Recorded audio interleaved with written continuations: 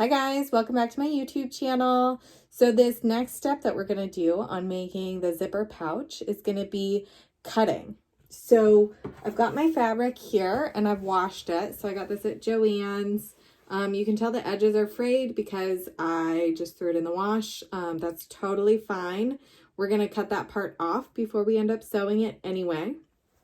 One thing to be aware of is this is called a directional print. So like the top is obviously here and the bottom is here because the little guys are only up and down. Oftentimes you'll find fabric where like the guys are up and down and they're sideways and they're upside down, and it's sort of a universal print. You don't have to only do it like one direction, but this is very obviously directional. So when we end up sewing it, we have to be aware that the zipper has to go on the top part. Otherwise, we're going to have an upside down bag, which would be fine, but is probably not what we're going for. And then I have this lining fabric. This is just something I had lying around.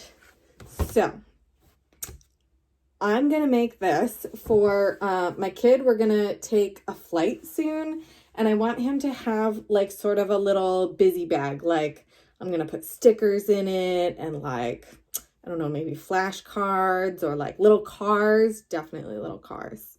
So I want it to be big enough that he can fit a bunch of stuff into it, but I want it to be small enough that it can fit inside of another bag and not like be unmanageable. So I had this book lying around. And so I'm going to use this book as a guide because it's just about the right size that I need. So usually you want to make the measurements about an inch in both length and width larger than what you want the finished measurements to be, because you need about a half an inch on each side in order to sew it and have like enough grip. So here we go.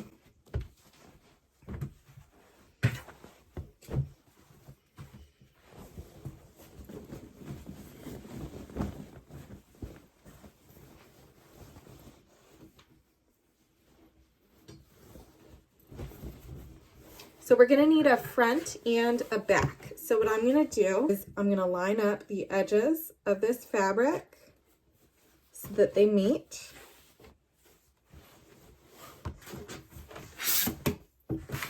Now you don't have to have a fancy cutting mat, which is just this green, big mat roller that I have laid out. You can cut it on a dining room table or even on the floor. So just work with what you got. So you want to make sure that there's not like wrinkles and bubbles. I didn't iron this before cutting, which some people do iron things before they cut them. I'm not one of those people. So I'm just going to lay it out. And then I'm going to take my book and put it on top and get it just about even with the top of the fabric. And then I'm just going to take my fabric scissors. Let's see if I can get you guys a good angle here. I'm just going to take my fabric scissors, leaving about an inch or so margin. I'm not going to be super specific about it. It doesn't have to be extremely exact because when we sew this, it'll have fairly straight edges when we sew it. So even if the edges are a little wobbly because, I cut something unevenly, that's totally fine. So this little white part is called the svelge. I'm probably mispronouncing that, but that's okay. So I'm going to cut off the edges here just to make it neater. I've had times where I left them on thinking, oh, I'll just sew, in such a way that that part doesn't show. And then sometimes it still ends up showing. So I just cut it off to make sure that I don't accidentally have it showing in the final product, basically. And then that top section where it's sort of frayed, there's some, you know, threads coming out because I had put it through the washer and the dryer already. I'm just gonna go and clean up that edge. Ta-da! Now the only thing I would say is when you're deciding on what you want your width to be at the top where you're going to put in the zipper, you just have to make sure that if you have a nylon zipper that it's at least as long as the top of your bag.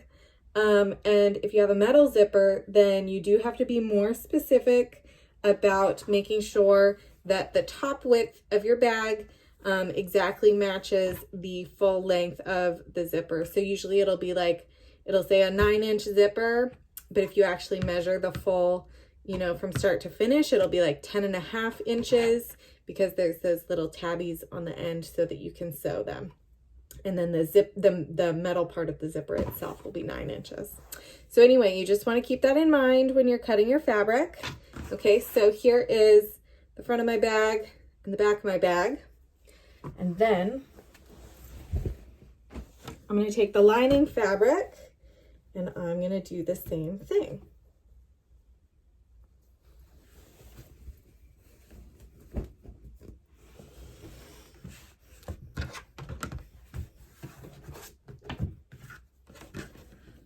And these are pretty interchangeable. Like the front could be the back and the back could be the front.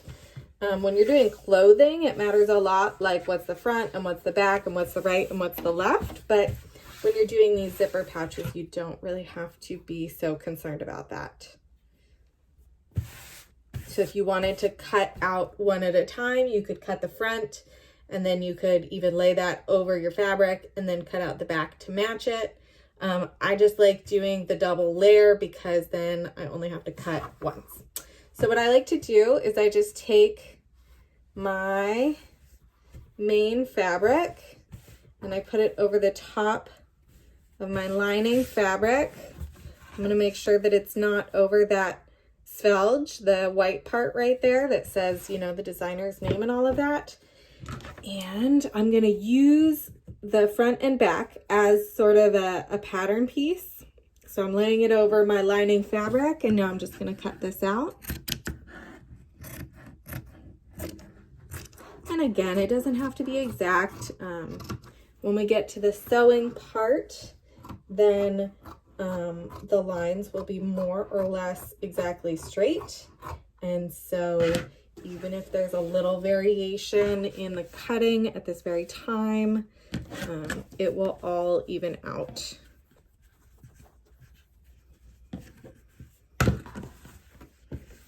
So now I'm going to cut off this svelge.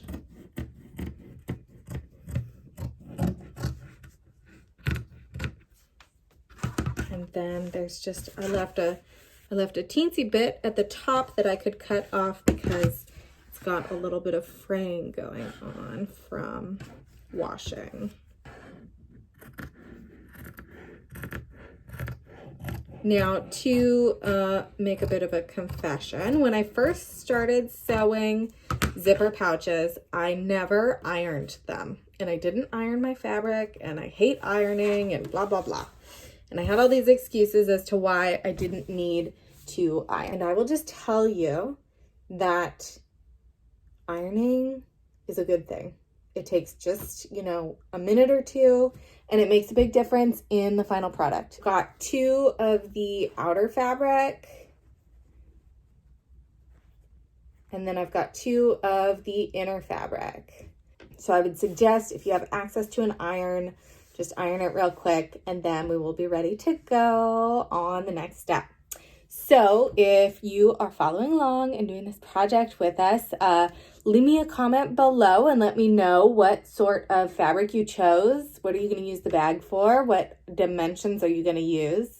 If you're looking forward to the next video, please subscribe. Also, check out the links in the description below. I've got a Facebook group where we're going to be like going through these projects and doing each step as we go. So if you are interested in joining the group, then check out the description.